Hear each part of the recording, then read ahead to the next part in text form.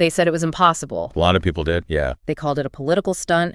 Analysts were, almost certain the factory would never be finished on time, let alone produce a credible EV platform. And yet, here we are. Here we are, talking about the Togg T10F vehicle that's officially gone from this controversial national ambition to a real functioning piece of industrial output. A high-volume one at that. Exactly. So if you're looking for the real story here, the one that cuts through all that initial skepticism and the political noise, you've come to the right place. We're going to unpack the whole journey. We are. Our mission today is a deep dive into how this all happened, from the initial idea to its status now as a legitimate volume manufacturer. Right. We're pulling out the key decisions, the strategies, and frankly, the grit that turned all those critics into witnesses. And what's really striking when you look at the documents is just a raw timeline. It's incredible. Forget the politics for a second.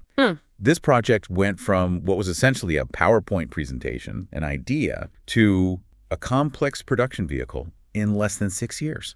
I mean, to achieve that kind of industrial speed, especially in a sector this complex, it's extraordinary. It's a genuine, modern case study in industrial willpower. Okay, let's unpack that journey then, because you're right, the atmosphere at the start was just saturated with doubt. Completely. The sources all point to this foundational skepticism. It wasn't just, is the car any good? It was, is this whole thing a mirage? Will the money run out? Yeah, exactly. The narrative was that this was a flash-in-the-pan political move, all for show, no substance. And look, maybe that skepticism was justified considering the scale of it, but the key thing, the real piece of strategic foresight right from the beginning, is that they didn't really start by trying to build a car. Yeah. They started with the idea of creating a mobility ecosystem. That phrase, mobility ecosystem, I see that so often in the planning doc. What does that actually mean, though, for our listener, in practical? It means they weren't just aiming to be another hardware company that buys its software off the shelf. An ecosystem means the vehicle is built into a bigger digital framework from day one. So things like proprietary software, charging services. Exactly.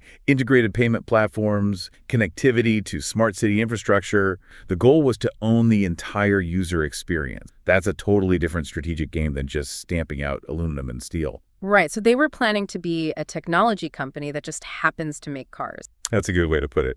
Now, speaking of the car itself, when the first prototypes came out, everyone was focused on the design. And sure, they looked great, but the big critique was that it looked like a Pininfarina design from the shelf. And the sources confirm that, yeah. There was significant Italian help with the styling. So people saw that and dismissed it. Well, we should definitely acknowledge that partnership, getting the styling right, is critical for people to even consider buying it. Yeah. But that's also kind of the least interesting part of the story. How so? Because if the surface was borrowed, the deep structure, the engineering underneath, that had to be proprietary. The real grit, the real difficulty, and the real achievement lies in the engineering below that sleek design. So you're talking about the platform itself. The platform, the battery packaging, the complex thermal management for a high-voltage system hitting safety standards, all while you're trying to scale up production like crazy. That unseen engineering is where this story goes from a design exercise to a really serious industrial effort. So they had the big vision, but vision means nothing without execution, right? And fast execution at that. Which brings us right to the second phase, the industrial mobilization. And when you look at the details, the decision to build the factory in Gemlik, in the Bursa region, that was incredibly shrewd. It wasn't just a random spot on a map, was it? Oh, not at all. It was a crucial logistical decision. Okay, tell us why. Why Gemlik? Building in Gemlik puts the factory right next to a major port. For easy export logistics. For easy export.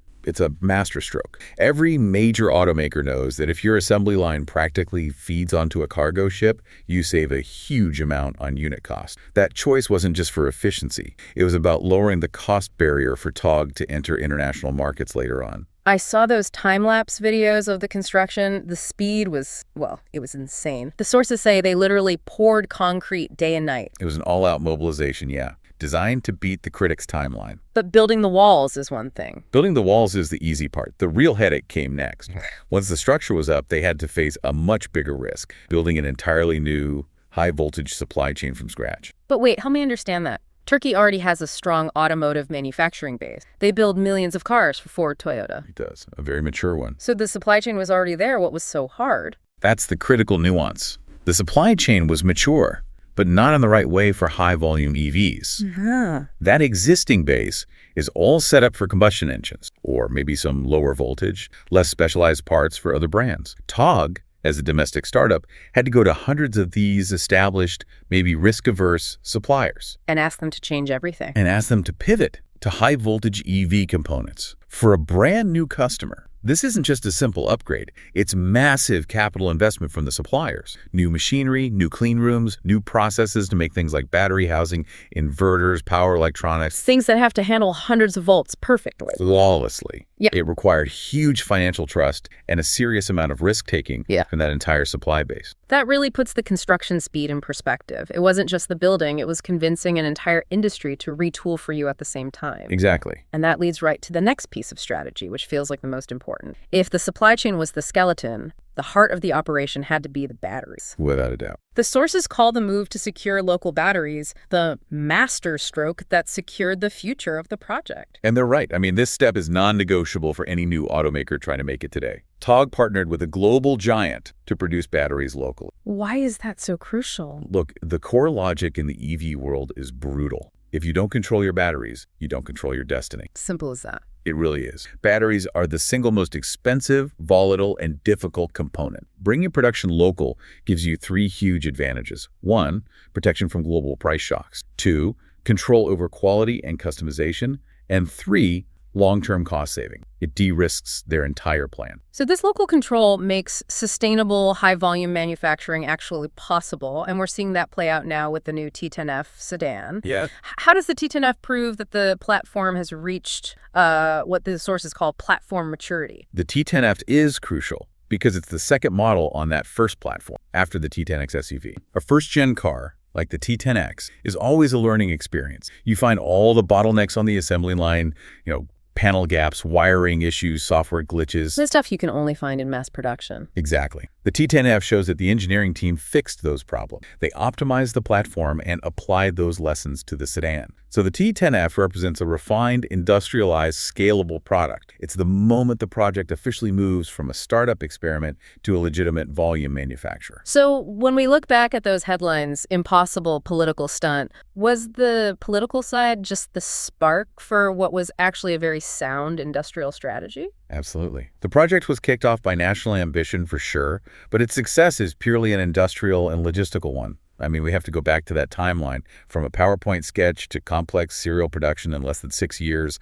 while building a brand new supply chain. And the product is imperfect, sure. Every first-gen EV from every company has its issues. Of course. That's just the nature of this technology shift. But its very existence, given that they started from zero and built a whole ecosystem so fast, it's a massive achievement that really defied what everyone expected. It truly is a concrete case study in industrial willpower. It shows how national ambition, backed by really pragmatic decisions like the Gemlik port and securing local batteries, can overcome global skepticism. They didn't just build a factory, they fundamentally rewired their industrial base. Which brings us to a final thought for you, the listener, to mull over. Yeah, and it's an important one. The Togg project focused intensely on solving the vertical challenges first. Okay, can you quickly clarify what you mean by vertical versus horizontal challenges? Of course. Think of it this way.